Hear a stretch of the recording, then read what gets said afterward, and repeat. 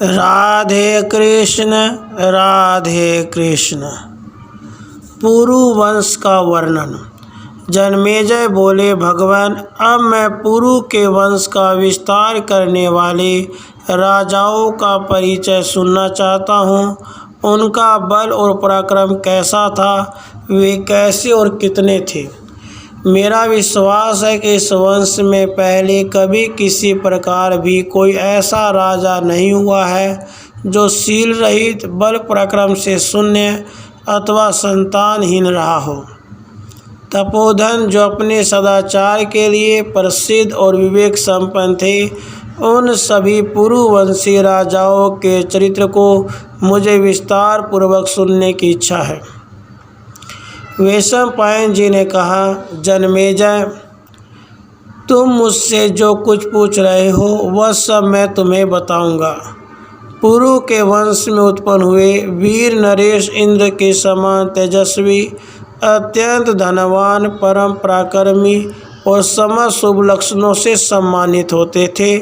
उन सब का परिचय देता हूँ।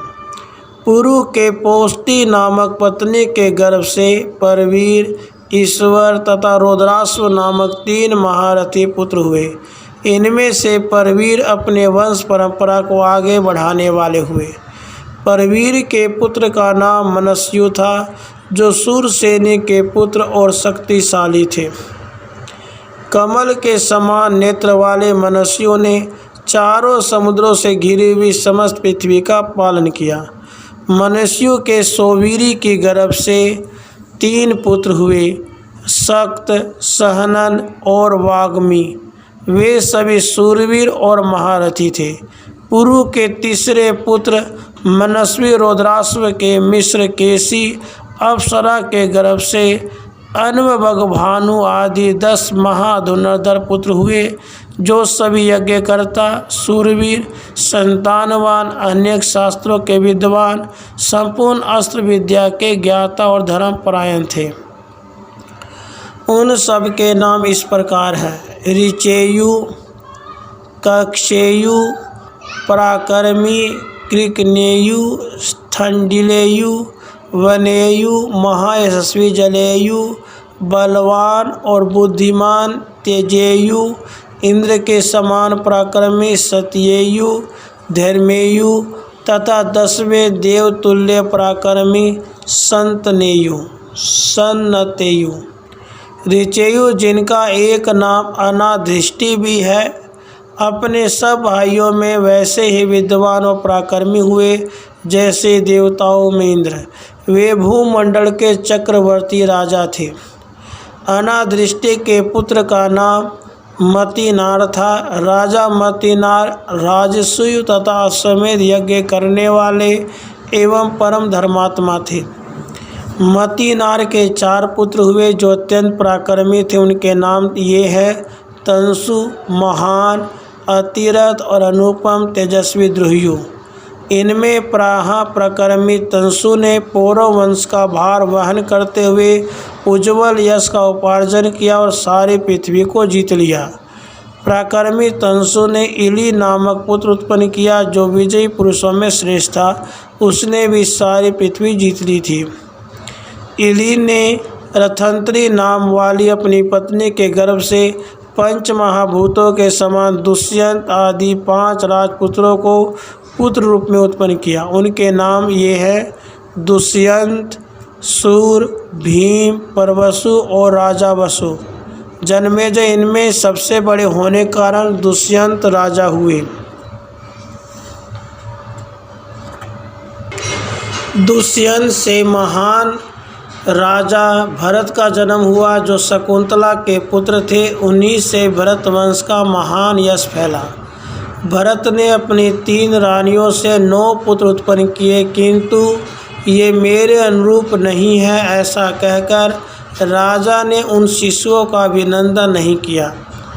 तब उन शिशुओं की माताओं ने कुपित होकर उनको मार डाला। इससे महाराज भरत का वह पुत्र उत्पादन व्यर्थ हो गया। भारत तब महाराज भरत ने बड़े बड़े यज्ञों का अनुष्ठान किया और महर्षि भरद्वाज की कृपा से एक पुत्र प्राप्त किया जिसका नाम भूमन्यु था। भरतश्रेष्ठ उसके बाद पौरव कुल का आनंद बढ़ाने वाले भरत ने अपने को पुत्रवान समझकर भूमन्यु को युवराज के पद पर अभिषिक्त किया। भूमन्यु के दिविरथ नामक पुत्र हुआ। भूमन्यु के दिविरथ नामक पुत्र हुआ। इसके सिवाय सुहोत्र, सुहोता, सुहवि, सुयजु और ऋचिक भी भूमन्यु के ही पुत्र थे। ये सब पुष्करणी के गर्भ से उत्पन्न हुए थे। इन सब क्षत्रियों में सुहोत्र ही श्रेष्ठ थे और ज्येष्ठ थे, अतः उन्हीं को राज्य मिला। राजा सुहोत्र ने राजसूय तथा अश्वमेध आदि अनेक यज्ञों द्वारा यजन किया और समुद्र पर्यंत संपूर्ण पृथ्वी का, जो हाथी घोड़ों से परिपूर्ण तथा अनेक प्रकार के रत्नों से संपन्न थी, उपभोग किया। जब राजा सुहोत्र धर्म पूर्वक प्रजा का शासन कर रहे थे, उस समय सारी पृथ्वी हाथी, घोड़ों, रथ और मनुष्यों से खचाखच भरी थी। उन पशु आदि के भार से पीड़ित होकर राजा सुहोत्र के शासनकाल के पृथ्वी मानो नीचे धस जाती थी। उनके राज्य की भूमि लाखों देव मंदिरों और यज्ञ यूपों से चिन्हित दिखाई देती थी। सब लोग हष्टपुष्ट होते थे। खेती की उपज बहुत अधिक होया करती थी। इस प्रकार उस राज्य की पृथ्वी सदा ही अपने वैभव से सुशोभित थी। भारत राजा सुहोत्र से एक्ष्वाकि ने अजमीढ़, सुमीढ़ तथा पुरीमीढ़ नामक 3 पुत्रों को जन्म दिया। उनमें अजमीढ़ ज्येष्ठ थे। उन्हीं पर वंश की मर्यादा टिकी हुई थी। जन्मेजय उन्होंने भी 3 स्त्रियों के गर्भ से 6 पुत्रों को उत्पन्न किया। उनकी धूमिनी नाम वाली स्त्री ने ऋक्ष को, नीली ने दुष्यंत और परमेष्टि को, केसी ने जह, वर्जन और त्रुपीन इन 3 पुत्रों को जन्म दिया। इनमें दुष्यंत और परमेष्टि के सभी पुत्र पांचाल कहलाए। राजन अमित तेजस्वी जहन के वंशज कुशिज नाम से प्रसिद्ध हुए। वर्जन और रूपीन के ज्येष्ठ भाई ऋक्ष को राजा कहा गया है। ऋक्ष से सवर्ण का जन्म हुआ। राजन वे वंश के वृद्धि करने वाले पुत्र थे। जन्मेजय ऋक्ष पुत्र सवर्ण जब इस पृथ्वी का शासन कर रहे थे, उस समय प्रजा का बहुत बड़ा संहार हुआ था, ऐसा हमने सुना है। इस तरह नाना प्रकार के क्षय होने के कारण वह सारा राज्य नष्ट हो गया। सबको भूख, मृत्यु, अनावृष्टि और व्याध आदि के कष्ट सताने लगे। शत्रुओं की सेनाएं भरतवंशी योद्धाओं का नाश करने लगी। पांचाल नरेश ने इस पृथ्वी को कंपित करते हुए चतुरंगिनी सेना के साथ सवर्ण पर आक्रमण किया और उनकी सारी भूमि वेग पूर्वक जीतकर 10 अक्षौहिणी सेनाओं द्वारा सवर्ण को भी युद्ध में परास्त कर दिया। उसके बाद स्त्री, पुत्र, सुहृद और मंत्रियों के साथ राजा सवर्ण महान भय के कारण वहाँ से भाग चले। उस समय उन्होंने सिंधु नामक महानदी के तटवर्ती निकुंज में, जो एक पर्वत के समीप से लेकर नदी के तट तक फैला था, निवास किया। वहाँ उस दर का आश्रय लेकर भरतवंशी क्षत्रिय बहुत वर्षों तक टिके रहे। उन सबको वहाँ रहते हुए 1000 वर्ष व्यतीत हो गए। इसी समय उनके पास भगवान महर्षि वशिष्ठ आए। उन्हें आया देख भरतवंशियों ने प्रयत्नपूर्वक उनकी अगवानी की और प्रणाम करके सबने उनके लिए अर्घ्य अर्पण किया। फिर उन तेजस्वी महर्षि को सत्कार पूर्वक अपना सर्वस्व अर्पण करके उत्तम आसन पर बिठाकर राजा ने स्वयं उनका वरण करते हुए कहा, भगवान, हम पुनः राज्य के लिए प्रयत्न कर रहे हैं, आप हमारे पुरोहित हो जाइए। तब बहुत अच्छा कहकर वशिष्ठ जी ने भी भरतवंशियों को अपनाया और समस्त भूमंडल में उत्कृष्ट पुरुवंशी सवर्ण को समस्त क्षत्रियों के सम्राट पद पर अभिषिक्त कर दिया, ऐसा हमारे सुनने में आया है। तत्पश्चात महाराज सवर्ण जहाँ प्राचीन भरतवंशी राजा रहते थे, उस श्रेष्ठ नगर में निवास करने लगे। फिर उन्होंने सब राजाओं को जीतकर उन्हें करद बना लिया। उसके बाद वे महाबली नरेश अजमिड वंशी सवर्ण पुनः पृथ्वी का राज्य पाकर बहुदक्षिणा वाले बहुसंख्यक महायज्ञों द्वारा भगवान का यजन करने लगे। कुछ काल के पश्चात सूर्य कन्या तप्ती ने सवर्ण के वीर्य से कुरु नामक पुत्र को जन्म दिया। कुरु को धर्मज्ञ मानकर संपूर्ण प्रजा वर्ग के लोगों ने स्वयं उनका राजा के पद पर वरण किया। उन्हीं के नाम से पृथ्वी पर कुरु जांगल देश प्रसिद्ध हुआ। उन महातपस्वी कुरु ने अपनी तपस्या के बल से कुरुक्षेत्र को पवित्र बना दिया। उनके 5 पुत्र सुने गए हैं, अश्वान, अभिष्यंत, चैत्ररथ, मुनि तथा सुप्रसिद्ध जन्मेजय। इन 5 पुत्रों को उनकी मनस्वती पत्नी वाहिनी ने जन्म दिया था। अश्वान का दूसरा नाम अविकसित था। उसके 8 पुत्र हुए, जिनके नाम इस प्रकार हैं: परीक्षित, पुराकर्मी, सबलाश्व, आदिराज, विराज, महाबली, सालमली, उच्चैःश्रवा, भयंकर तथा 8वां जितारी।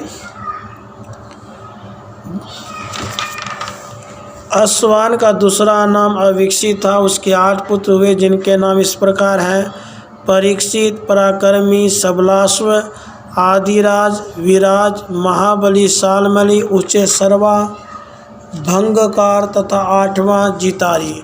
उनके वंश में जन्मेजय आदि अन्य 7 महारथी भी हुए, जो अपने कर्म जनित गुणों से प्रसिद्ध हुए। परीक्षित के सभी पुत्र धर्म और अर्थ के ज्ञाता थे। उनके नाम इस प्रकार है: कक्षसेन, उग्रसेन, पराक्रमी, चित्रसेन, इंद्रसेन, सुसेन और भीमसेन। जन्मेजय के महाबली पुत्र भूमंडल में विख्यात थे। उनमें प्रथम पुत्र का नाम धृतराष्ट्र था। उनके छोटे क्रमशः पांडु, वाहलिक, महातेजस्वी निषद, बलवान जाम्बुनद, कुंडोदर, पदाति और वसाति थे। इनमें वसाति 8वां था। ये सभी धर्म और अर्थ में कुशल तथा समस्त प्राणियों के हित में संलग्न रहने वाले थे।